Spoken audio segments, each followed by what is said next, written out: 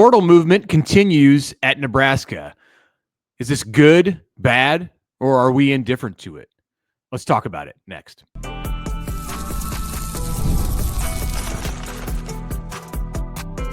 You are Locked On Nebraska, your daily Nebraska Cornhuskers podcast, part of the Locked On Podcast Network, your team every day. Good morning, and thanks for making Locked On Nebraska your first listen every day. We are free and available wherever you get podcasts and on YouTube, part of the Locked On Podcast Network, your team every day. And this episode is brought to you by Monarch Money. Take control of your finances with Monarch Money. Use code LOCKEDONCollege at monarchmoney.com for 50% off your first year. All right. Hello, everybody. It's Wednesday. Connor Happer here from 1620 The Zone. Mitch Sherwood from The Athletic here on the Locked On Nebraska podcast. A couple more names trickle into the transfer portal yesterday for Nebraska. Potentially the last, probably the last. This is it. This is it. I don't expect to see anything else. Today's Wednesday. The portal closed last Friday. So, yeah, I think we're done with the trickle period now. So, with that being said, we're going to take a second during this or take a moment during this first segment here to sort of, go back and reset and see where we're at. As far as the news yesterday, Evan Taylor, the defensive back who Nebraska brought onto their roster, even though he had a pretty bad injury, late in his high school career.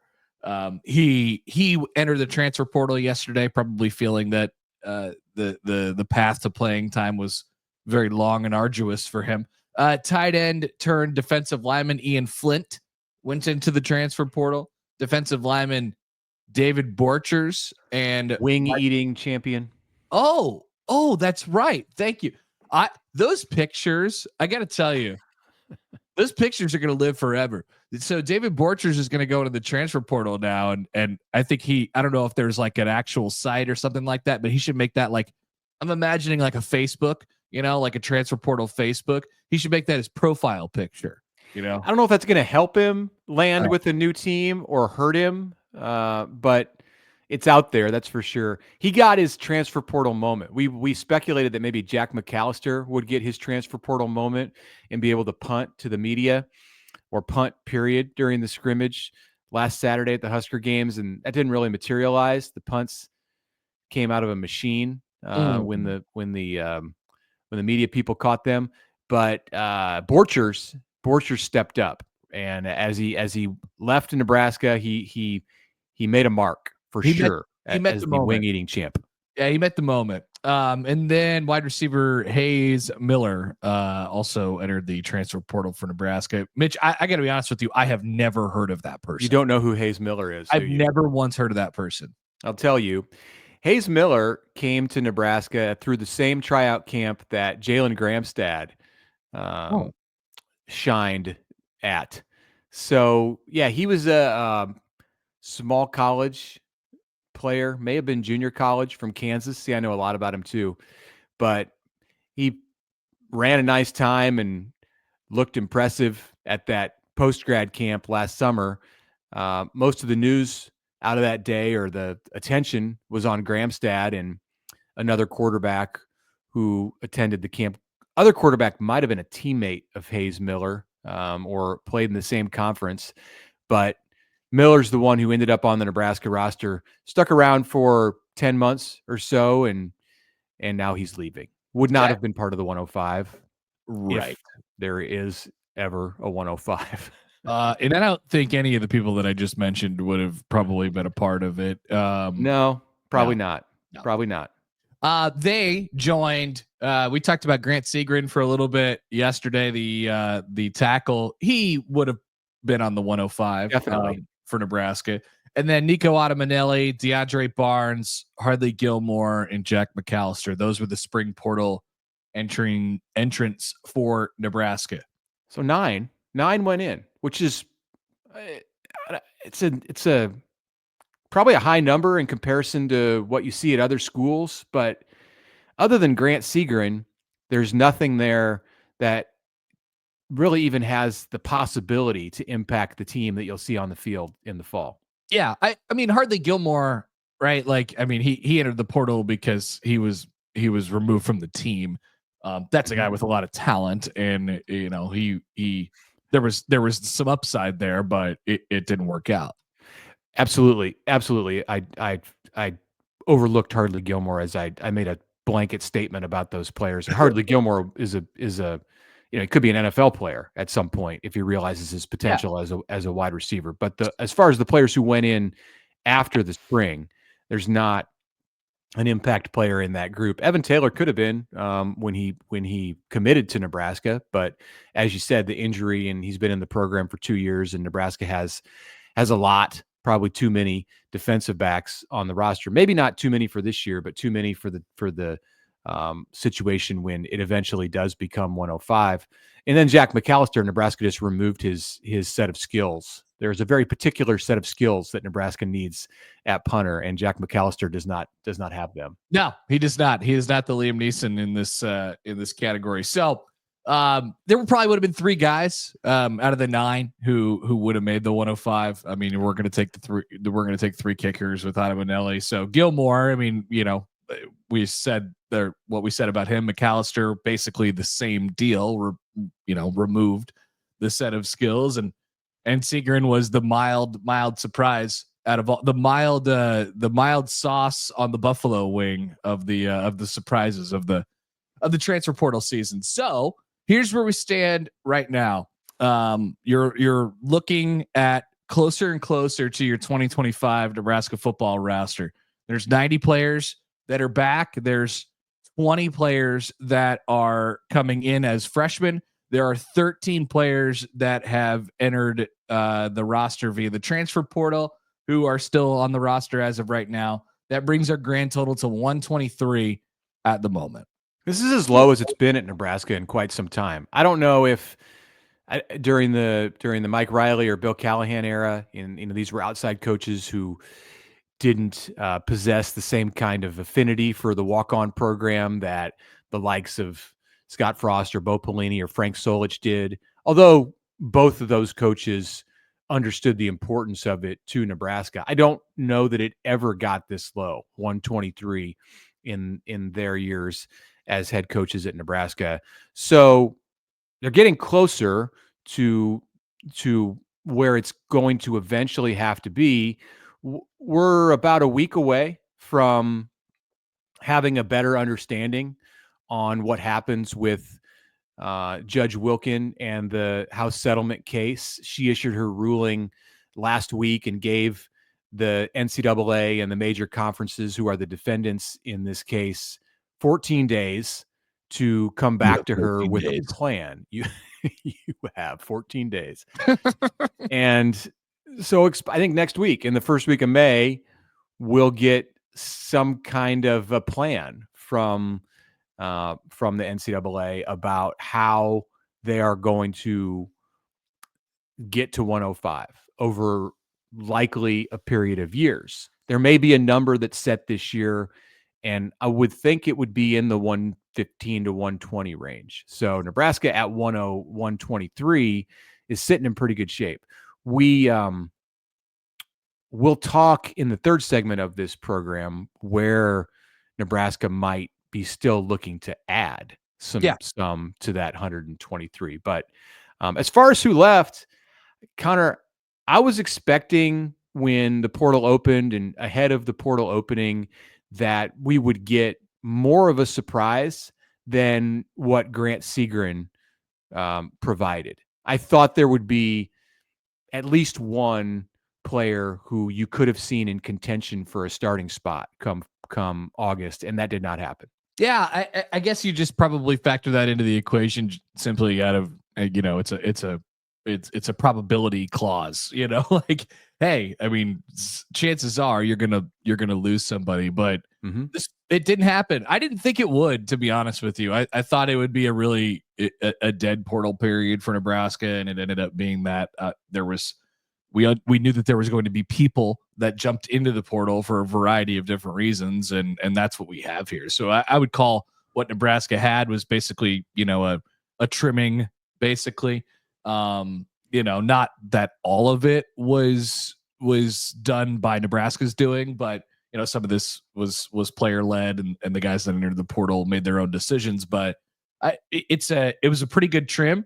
And you got it to 123, and it doesn't feel like you're going to have to get a whole lot lower than that as we go into this season. So yeah, basically what you have right now is what you're going to have. And like you said, Mitch, there's probably, you could see him adding one or two more players at the most.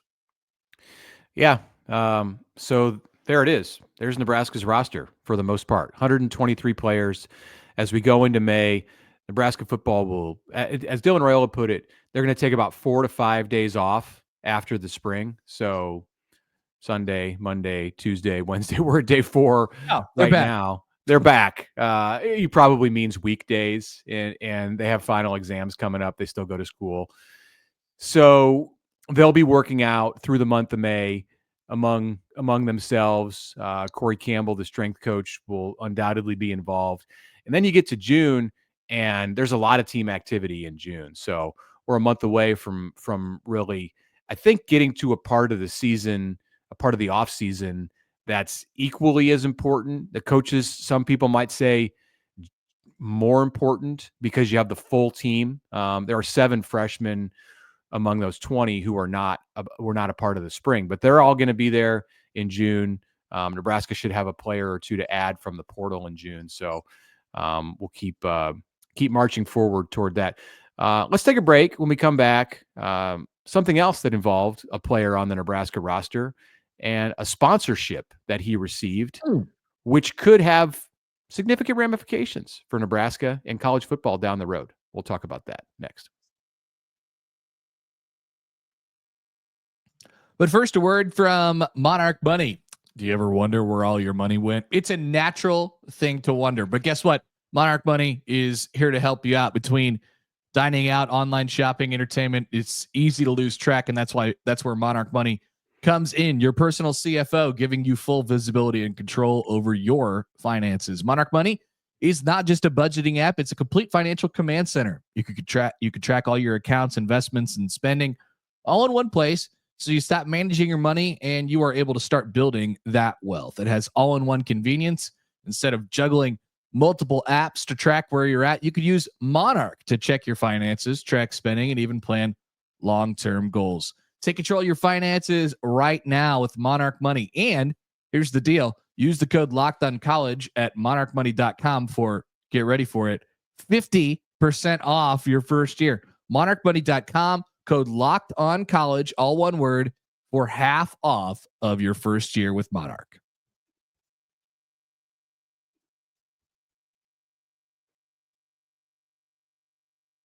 All right, welcome back. Tuesday episode of the Locked On Nebraska podcast. Mitch Sherman and Connor Happer with you. Thanks for joining us. Today's Wednesday, not Tuesday. Get your mailbag questions in for Friday. We're just 2 days away from the end of the week.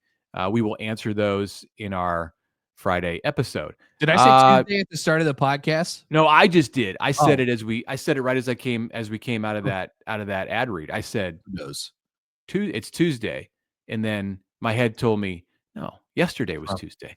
On Tuesday, around Nebraska football, Dylan Raiola, it was announced, has signed an NIL deal with Adidas. This almost happened last fall. I recall having some communications with people in the sponsorship space, and then Nebraska lost some games, and Dylan was struggling a bit as a freshman, and it's an investment that these companies make. So until something's announced, it's not final. And they put a little pause, or somebody did. Something happened that caused this to be pushed back a bit. And here we are at the end of April, and Dylan's got his deal. So, of course, this is new in college football. I'm not sure necessarily like how to wrap my arms around what it means, but I think it's probably really good for Nebraska that its most high-profile player signed a deal with a major apparel company that also sponsors your program. Like, yeah, does this does this lead to? Does this help secure him? All quarterbacks seemingly go in the portal at some point in their college careers. Not all, but most. So is Dylan like locked up with Adidas for the rest of his playing days, or how do you digest this? Yeah, I wonder. Well, I have a tough time digesting it. It's weird to me that, like, remember the whole college basketball, like the FBI was looking at everybody. It revolved around, the players and the coaches and the shoe companies, and Right. all of that Right. was Right. all that was bad. Now we're like, very illegal. He's got to deal with the shoe company. It's pretty cool, and it's a big deal for the university. It's a big deal for the guy. Sonny Vaccaro was like on the FBI's 10 most wanted list, or right, exactly. Maybe not, but it seemed like it. Super. It's very different from what it was 5-6 years ago here. So, I guess you don't know the length of the deal, right? Are they go 1 year at a time? Is it 6 months at a time? Is it 2 years at a time? If it was, in perpetuity until his college career ends, I mean, it likely keeps him at an Adidas school, but I don't know that that's the case.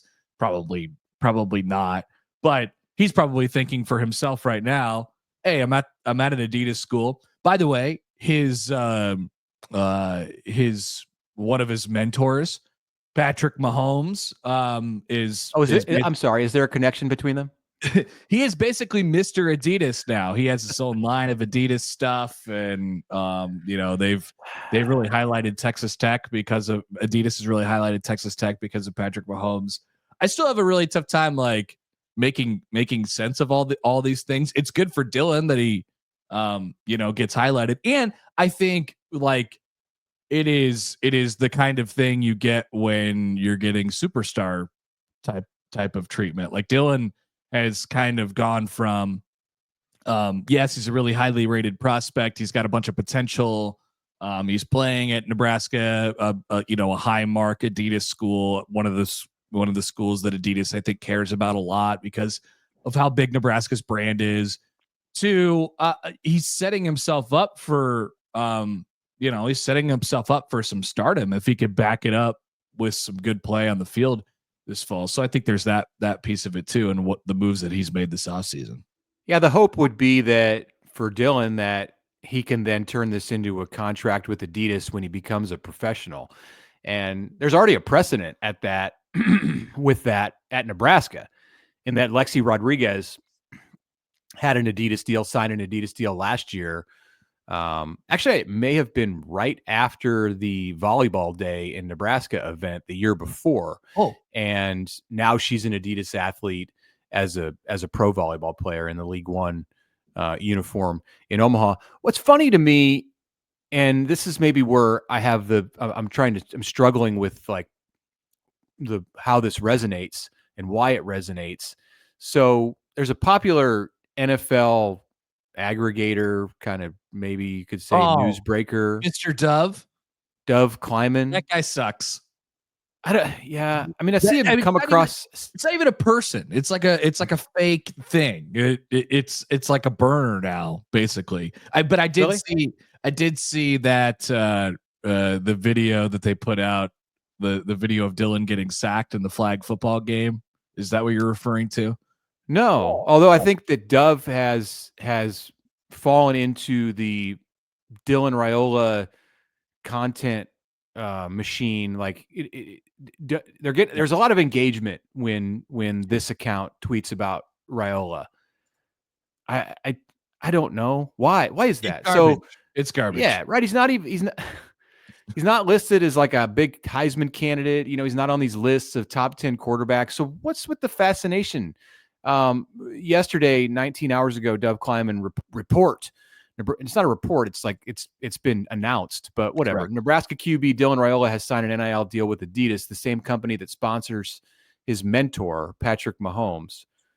Okay, so and then Raiola, this is still in the post. Raiola mimics his game and looks after Mahomes. His game and looks after Mahomes. Yeah. There's a picture of the two of them, and it's got a lot of engagement. 516 comments, almost 500,000 views. It's a great burner account. It's a great burner account. One of the top burner. But But that because they did a Dylan Raiola tweet over the weekend, whoever runs that stupid thing about how he got sacked in the flag football game.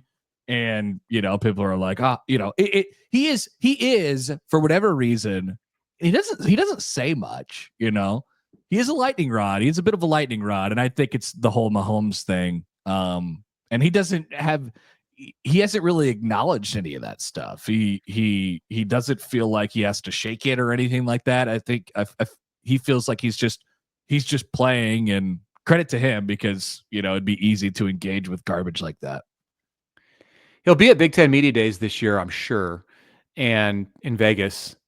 Where better to get your bizarre questions going. Yeah, he'll get some stuff about it. Like locally, he addressed that. The questions were asked at Nebraska very early on, and he handled it fine. And it's like, okay, whatever. You're 19, going to be 20 soon, and you want to model your game, your looks after an NFL star. Fine. Like, yeah, people like making fun of this. It's fine. Dylan doesn't seem to care. Or at least he doesn't publicly portray that he cares. And if he did, it would just get worse for him. So this is just going to be a thing that follows him throughout his career. And credit to him, because it doesn't seem like it bothers him much. Right. Let's take a break.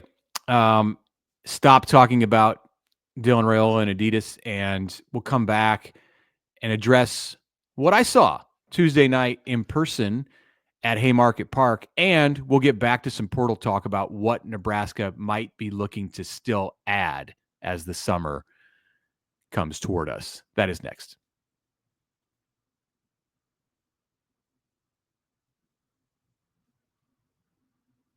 All right, welcome back. Connor Apper, Mitch Sherman with you. As Mitch reminded you prior to the last segment, get your questions in for the mailbag show coming up on Friday, LockedOnNBAGmail.com. All right, so, or wherever else you want to get in contact with us. We had a lively comment section yesterday on YouTube. People were calling us negative about things. Do we have anything positive to say?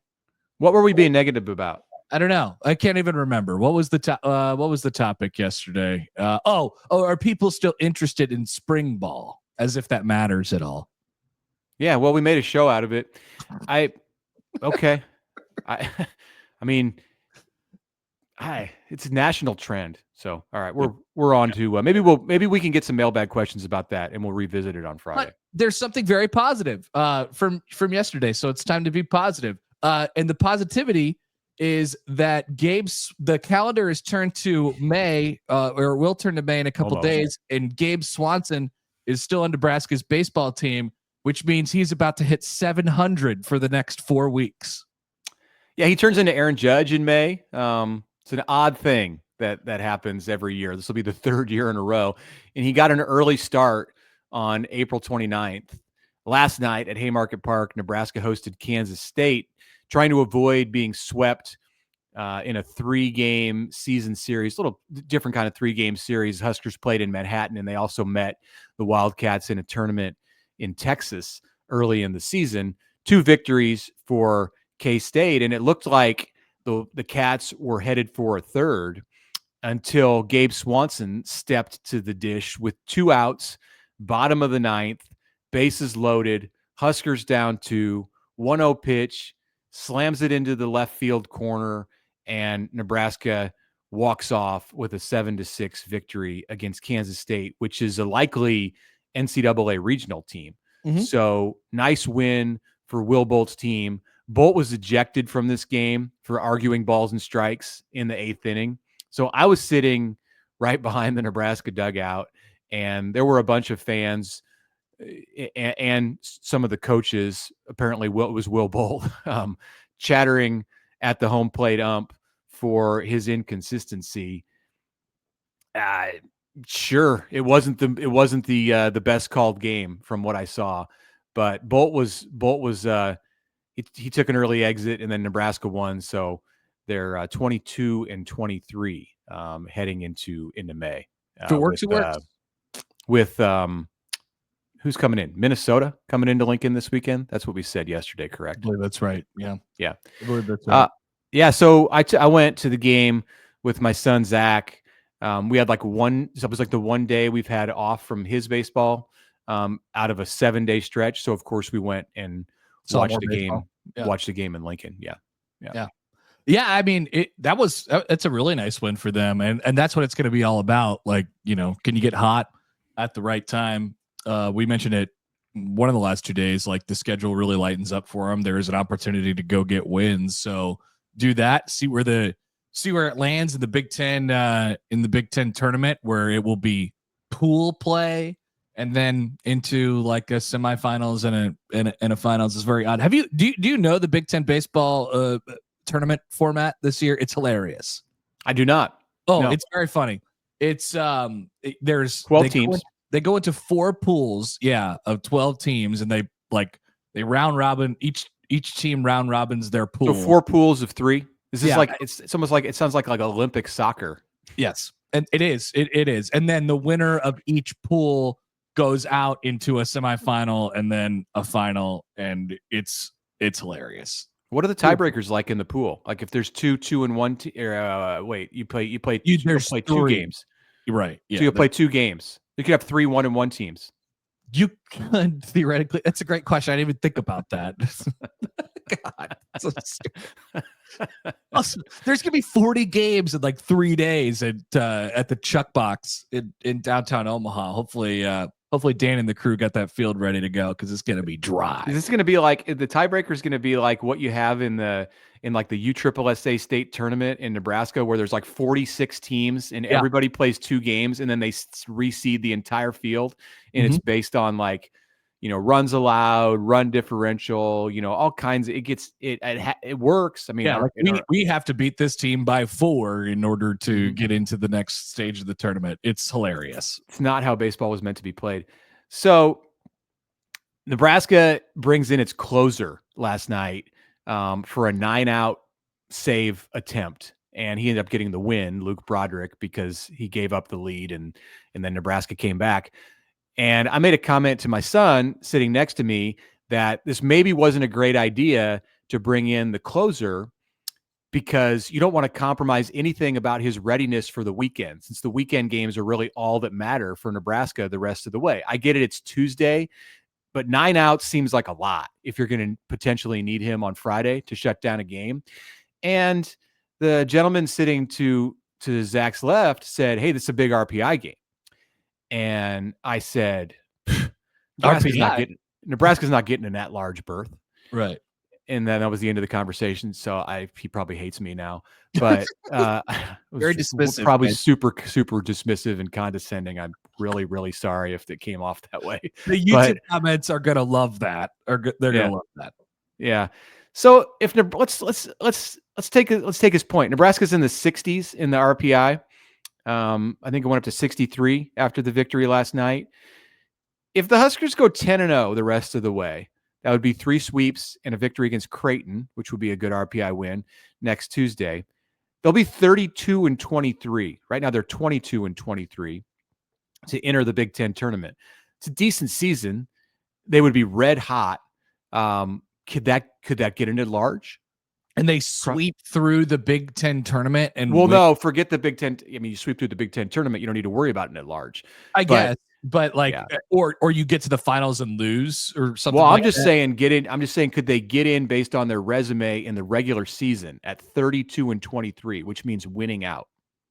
Yeah, but I mean, they don't do the draw until after. But I mean, I get it. You go, so you're gonna have something else on the back end of that. But would they need victories in Omaha in order to secure an at large? Well, I mean, let's say Oregon ends up in their pool, or UCLA ends up in their pool like that, and you win 1 or 2 of those games, like that'll boost it.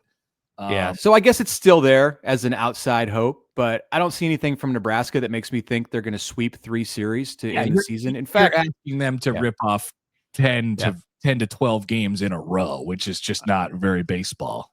I was prepared to come on here today as I watched that game last night. Nebraska was down 6-4 in the 9th inning, and say, Nebraska played all right, played well fundamentally for 7 innings against a good team, and then kind of fell apart. Like we're gonna not remember that. We're not going to think about that when you look at that game. And it was my first time watching them in person this year. So I'm not like an expert on this team. I've seen them on TV a few times, but there were some instances of, failing to tag up on a ball to deep center field where you score an extra run in an inning if you had made the fundamental play. Some defensive stuff that was just not fun to see.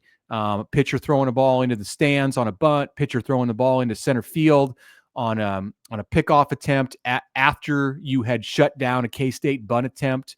Mm-hmm. These are not the kind of things that like produce great, high level baseball in May and June. So they have some things to button up. Fantastic that Nebraska won the game, and props to Gabe Swanson for getting it done, and to Nebraska for overcoming a late deficit. But Huskers went ahead in that game with a 3-run inning, and then